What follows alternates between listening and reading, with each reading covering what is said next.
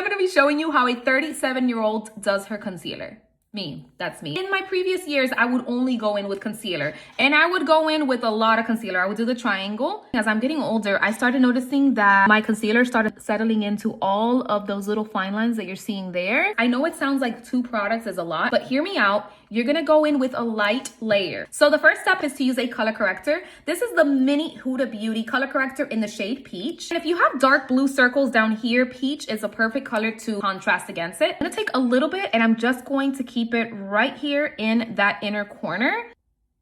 I'm gonna take a concealer brush. I'm not going in with a beauty blender because I really just want to make sure that I am covering all of those dark circles. I am bringing this up here to cover up those bluish circles here. You don't want to pile on a thick layer of concealer over dark circles because it's just going to settle into your lines. This is supposed to correct those dark blue circles, and let me tell you, I think that did a really good job.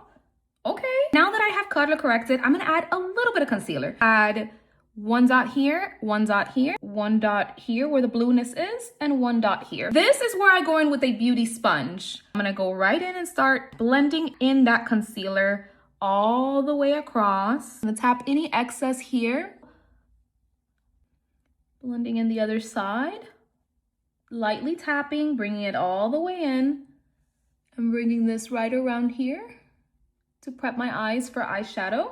And the last step is to set with a setting powder. But it is so important, the setting powder that you use. Nothing does a flawless under eye like the Kimchi. I'm using a little Amazon little sponge. This one's in the shade Pink Rose. It's really not that pink. I'm gonna dip into that setting powder. I mean, you can use whatever setting powder you have, but this one is the most flawless one. So there is gonna be excess, and I am gonna work that excess into the palm of my hand. It's supposed to look something like this. And then I'm just going to tap.